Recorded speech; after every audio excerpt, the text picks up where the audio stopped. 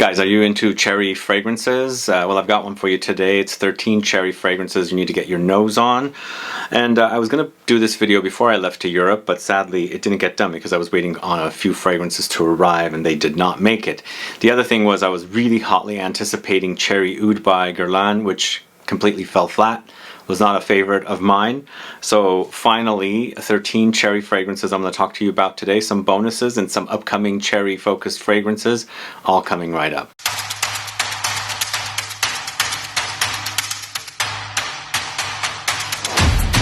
Thanks so much for tuning in. This is Sebastian. Yes, today we're talking about cherry fragrances. Cherry is a fruity note that I think the trend started with cherry fragrances with Tom Ford's Lost Cherry, which I am featuring here. But there's been an onslaught of cherry focused fragrances recently. I shouldn't say it was Tom Ford that started it, but I think Tom Ford kind of like ignited a fire with kind of like the interest in cherry fragrances, because I believe MANCERA and MONTALE had cherry fragrances prior, or maybe they came out around the same time, which I also have in this video. And the way I'm doing this video is I've got several fragrances before I do the main cherry fragrances that are kind of dabbling in cherry, so they're not like full-on cherry.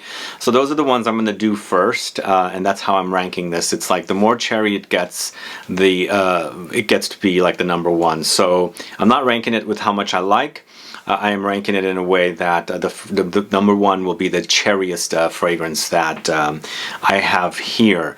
So before I get to the fragrances though, if this is your first time tuning into the channel and you haven't subscribed, please click the subscribe button below and also click the bell so that you'll be notified for future videos and giveaways. And before I get started with the fragrances, there's two upcoming fragrances that I'm so excited for. Both have cherries as a note. The first one is Cherry Smoke by Tom Ford. Very exciting.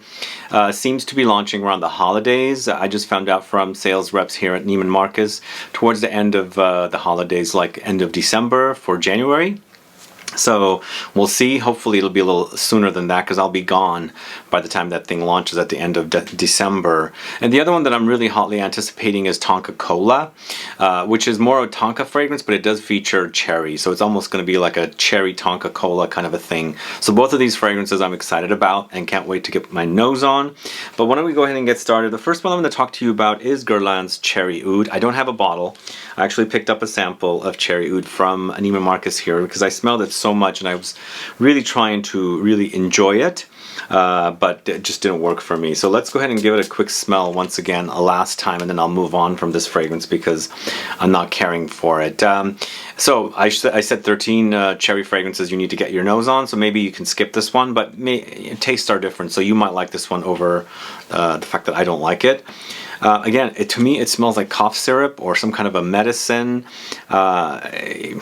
It doesn't really have that cherry-like smell. To me, it also kind of reminds me of the Banana Republic fragrance, and Amber and Cherry, I believe, which I've got in the video. I'll talk to you about it after the outro. But it is really a hate it kind of a fragrance. It doesn't really do anything for me. The cherry's not bright. It's a bit subdued. There's rose, but it's also kind of covered up with the cherry. And then it's got the leather and oud thing going on. And really disappointing release. So we're starting to talk about that, and then moving on at number 12. This is the least of the cherry fragrances. It's Imperial from the house of WESKER, this one right here. So this one to me is you know, it's got a cherry thing happening in there, but it seems like some of the other notes are dominating it. And even though they mentioned sour cherry here, for me it's a lot of mimosa. Mimosa really dominates in this particular fragrance for me and kind of kills the smell of the cherry. So that's why I'm putting it here at number 12. But it does feature the cherry. You will notice it, and it's powdery. It's very floral. It's got some nuttiness from the almonds in here. The other thing is the mimosa and the almonds kind of like complement one another with the kind of the smells. So eventually it has some musks and also some suede touches, but in the end this is the one I'm starting off with, WESKER. Do you guys know this brand? I have a video on the channel about two of their fragrances. This is one of them, and I wanted it to have more cherry, but sadly it doesn't have a lot of cherry. And even though the notes there, for me the mimosa and the almondy powdery touches dominate here. So WESKER Imperial, who knows, maybe you guys get more cherry from that one. Do let me know. Next up, going to the house of Comme des Garçons, this is Play Red, this one right here. And the red theme is completely here. And this one to me is a very fresh take on lots of red fruits and also red other ingredients that are red. That's why it's a play red. They also have a play green, and I believe there's a black as well. And this one features notes of red mandarin, pink peppercorn, safraleine, which is saffron, red cherry accord, geranium, cinnamon, osmanthus, myrrh, and tolu balsam. Eventually it does get ambery. For me, this is very, very fresh until it starts becoming more of a dense base touch here with the dry down, but it's a very, very fresh, fruity, citrusy touch there. Very, very, you know, like red fruits are like major here. And it says red cherry accord. I get a lot of other fruits as well, like I get like some strawberry touches and things like that, until kind of like the spices come in with the safraleine, which is the saffron, as I said, and the cinnamon, and then some aromatic touches from the geranium. So this is play red. It is definitely a little more cherry than the WESKER Imperial, so I'm featuring that at number 11. Okay, so at number 10, it's MANCERA's Wild Cherry. I already spoke about it a little bit, along with MONTALE's Intense Cherry. This is Wild Cherry. Did I say Wild Cherry? It's Wild Cherry. It's got a beautiful bottle. I like this kind of animalistic print kind of a bottle. But to me, this one's not very cherry-like. That's why it's ranked really, really low. I don't get a lot of cherry fruitiness here. I got that kind of a fruity touch, a red fruity touch here, but it's a kind of a faint, and everything else is kind of dominating, where there's other notes that are like really, really prominent here, and that cherry kind of like falls flat and becomes less cherry by the time the fragrance is drying down. But it says it features notes of black cherry, white musk, vanilla pods, patchouli, heliotrope, lemon, bergamot, iris, jasmine. This is one of the fragrances that caused a problem with me to shoot the video before I left. In fact, I had ordered it, but I received wild leather instead of wild cherry. But I'm a little disappointed with this one. It's not that exciting, unfortunately. If you're a fan of MANCERA's Wild Cherry, do put a comment down and let me know. Moving on to the house of MORESQUE. This is Scarlet Rouge, this one right here. Any fans of this house? So this particular fragrance doesn't mention that there is actually cherry, the fruit in it. It mentions cherry blossom. But for me, I definitely get a cherry fruitiness here. But again, it's not like overwhelming. It's kind of faint, but there's a lot of other stuff going on here. For me, it's like a warm, ambery, fruity, floral type of a fragrance, and that's the experience I get with this one. And it features notes of coconut milk, dried fruits, cherry blossom, vanilla, warm spices, jasmine, white flowers, taif rose, and woods. You know, it's got pretty decent longevity. In fact, actually, I shouldn't say decent. It's really intense. Has great longevity. And I wanted it a little more cherry to make it a little more interesting, but you know, it's faint, and I feel like that cherryness comes from perhaps some dried fruit. They mentioned dried fruits, so there's probably some dried cherries there, and the fact that we've got that cherry blossom, it kind of creates a cherry-like touch for me. Again, it's not overwhelming with the cherryness, but either way, Scarlet Rouge from MORESQUE at number 9. And up next, it's MONTALE's Intense Cherry, this one right here. And once again, just like the MANCERA, although I shouldn't say it's just like it, it's kind of like the MANCERA. It's faint with the cherryness.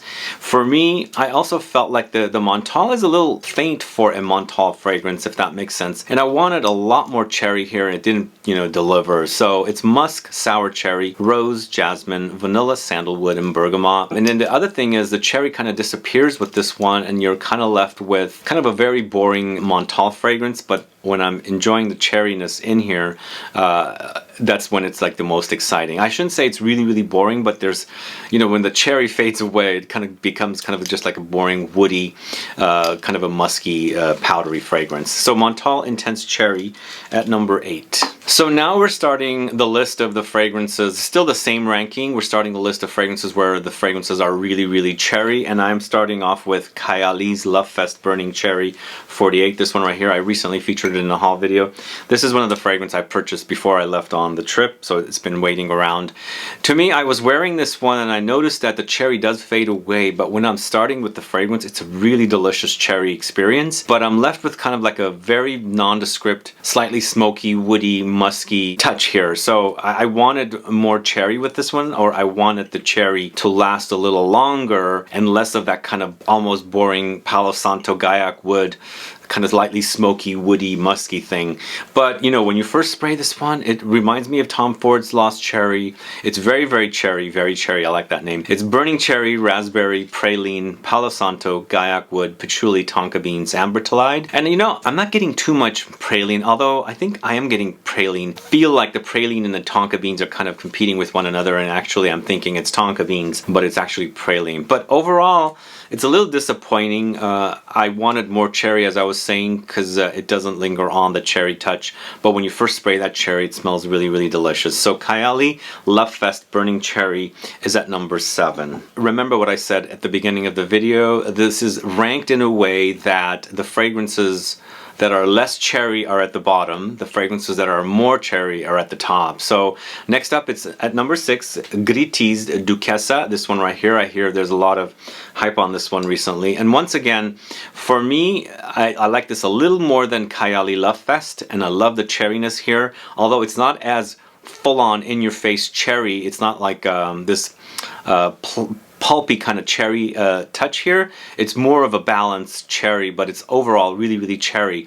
And once again here, the cherry does linger a little longer than the Kayali, but it does end up becoming more of a woods and spices and powdery iris type of a thing here. But it does feature black cherry, bitter orange, saffron flower, jasmine, cloves, cocoa, iris, almond, and brown sugar. This to me is more of a overall cherry experience, but in the end it does become less cherry towards the very, very end of the fragrance. To me, I also get like more of a gourmand touch here, gourmand fragrance experience in comparison to the Kayali, where the Kayali starts off very cherry and then it kind of falls off a cliff and becomes something completely different. This one has that bit of lingering power where the cherry kind of blends in with some of the other gourmand notes and, you know, kind of lingers on a little longer than the Kayali. But eventually it does kind of become woody, powdery, musky, spicy at the end with not a lot of cherry. So GRITTI Duchesse's is at number 6. Next, moving on to the house of Soradora, it's Mandarin, this one right here. And they don't mention cherries here. I got a major cherry touch with this one, and it's super delicious. This is cocoa, almonds, heliotrope, tonka beans, suede leather, rum, cashmere, vanilla, woods, and musk. Very boozy, very cherry, very nutty, almondy as well, but I also feel like the tonka beans are very, very bitter and prominent here, and of course you've got that cocoa. So you're almost like experiencing a nutty liqueur, and you've mixed it with like some kind of a cherry liqueur. You're having like some kind of a cocktail, but not necessarily like uber mixed, but more like just a shot of the almond liqueur and a shot of the cherry liqueur thing, and you're drinking it like that rather than like shaking it with ice and things like that. It's super delicious, really, really wonderful, but I'm putting it here because the cherry in here, they don't mention cherry, and it's also, even though the cherry lasts all the way through here, I feel like it's not like all about cherry, and the other notes are a little more dominant, if that makes sense. But the overall combination is great, and just remember I'm ranking this in a way that the cherriest fragrance is at number 1, so this falls at number 5. So Soradora Mandarin is at number 5. Alright, moving on to the house of Boho Boko. This is wet cherry liqueur, this one right here. Just have to warn you about this one. Don't spray it on white shirt. I would never spray it here because this one leaves a color, the red color on white. So be careful on that one. But this is actually, now we're getting into really, really cherry here. So for me, when I first started noticing this, like sampling this fragrance, there was something like a fruity paint kind of a thing, like spray paint. I don't know if you guys ever have encountered something like that, which is kind of an interesting thing. It felt like it was kind of industrial and kind of gourmand at the same time. But when I started wearing it, it became like more like macerated fruits, not just cherry, but lots of other red fruits as well, because I do get a prominent cherry here, but I also get lots of cherryness. It's almost like that famous Italian cherries that are in this like white blue bottle. It's the smell of that, but they've actually thrown in a bunch of other red fruits like raspberries and like strawberries, and just become like this really macerated fruitiness with some booziness, if that makes sense. So that's the experience I get with this one. So it's really, really uber cherry here. We've got cherry, we've got liqueur note, we've got cherry syrup, strawberry, caramel, Turkish rose, sandalwood, vetiver, tonka beans, and vanilla. It's quite yummy. It's really intense, really super delicious, but there is that kind of weird industrial kind of smelling thing when you first start wearing this one, which might turn off some people, but I like it that way because it almost sounds like you're like maybe perhaps you're some kind of a chef in some kind of a very industrial kind of like futuristic city with metals and metallic things and like industrial smells with like the cooking thing, like you're cooking and preparing food with all kinds of cherry liqueur and cherries and fruits and things like that. So wet cherry liqueur from Boho Boko at number 4, and just be careful with that one. It is going to stain. It's pretty red for that, so be careful on white. Next, it's Laurent Maison Red d'Amour, this one right here, and this is another very cherry touch. This is also very, very pulpy, like the pulpiness of the initial blast of Kayali LOVEFEST. This is also very, very unique in that I feel like there's grapes here in addition to the cherries.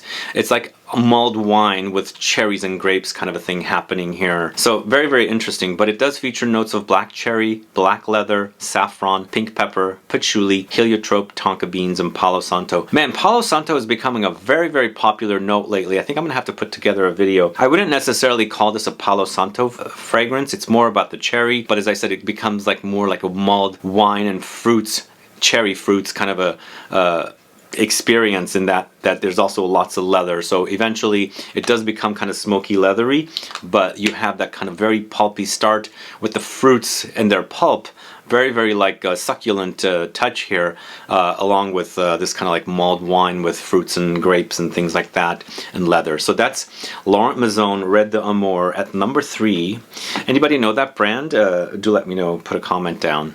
Moving on to number 2, it's Room 1015's Cherry Punk, this one right here. This is a fragrance that launched at the beginning of the pandemic, and I've been a fan of it since then, although I've held out from buying or purchasing it until recently, and I'm really in love with it. This is kind of like Lost Cherry, in that it is very Lost Cherry-like, but it eventually becomes smoky and leathery in the dry down. So the kind of the fruitiness doesn't disappear all the way. It's there, but the leather and the smoke kind of dominates towards the end. And I think the Cherry Punk name totally fits this fragrance. Leather, dark leather. This is kind of like a music rock and roll inspired brand, and so Cherry Punk totally fits. But it's black leather, cherry, saffron, Sichuan pepper, patchouli, and mimosa. But a beautiful fragrance, very long lasting. It's cherry, it's fruity, it's fun, it's playful, it's dark and gothic and leathery and smoky. So Room 1015 Cherry Punk is at number 2. Can you guess my number 1? And at number 1, it's Tom Ford's Lost Cherry. I left this here because to me it's the most gourmand out of all of them. And this is not ranked on performance and things like that. It's a smell and the way it smells for me. That's how I ranked them. And the most cherry it is, the number 1 it is. For me, this is really cherry, like lots of it. And it does have that kind of pulpy, succulent touch in here with the cherry. It's almost like you're digging into the insides of the cherries. You're taking out the pits and you're left with that kind of like pulpiness from the cherry. And that's what you're wearing here. But it's cherry, bitter almond, cherry liqueur, tonka beans, Peru balsam, vanilla, benzoin, cinnamon, sandalwood, and plum. Eventually it becomes ambery, woody, and the cherry lingers on quite a bit. It doesn't fade away like the Kayali, which I wanted more cherry, and it sadly faded away. And I feel like it deserves the number 1 spot. So I know it doesn't have the best performance, but this is all ranked by the smell. And I feel like Lost Cherry is the cherriest out of all of these fragrances. This is my experience. You might experience something completely different, but I am putting Lost Cherry at number 1. And that is the list for you guys. I'm excited for Cherry Smoke, or yeah, Cherry Smoke from Tom Ford. Really, really excited for that. Let's see when it launches. Hopefully it launches before I leave to Europe the last week in December. I'd like to dig into it and see what it's all about. And then of course Tonka Cola, which is more about tonka, but there's cherry in the notes. Kind of like a cherry cola with tonka kind of a thing. Those 2 fragrances are really exciting. Are you excited about them? Do let me know. Put a comment down. Other than that, guys, thanks so much for watching today's video. What are your thoughts on these cherry fragrances? Are you a fan? Do you hate the note of cherry in fragrances? Put a comment down. I'd like to find out. Either way, I appreciate you tuning in. Please like this video. Please share it. Follow me on Instagram and Facebook, and I'll be back with more videos very soon. Have a good one. Goodbye.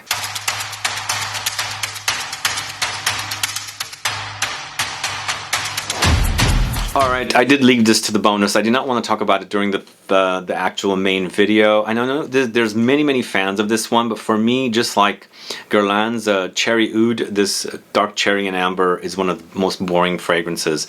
I don't get much cherry with this one. It's almost like some kind of a weird fake fruit. Kind of a reddish fruit, kind of like mixed in with lots of woods. It's really, really boring. I don't even get the pink freesia note in here. It doesn't have very floral touches. Maybe it's cherry blossom only and not black cherry. I don't know, but it says it's black cherry, pink freesia, cherry blossom, praline, blonde cedar, and red amber. But really a boring fragrance. Let me know what it is about this fragrance that you guys like. Maybe I have a bad bottle. I don't know. I don't know. But either way, this is Dark Cherry and Amber from Banana Republic.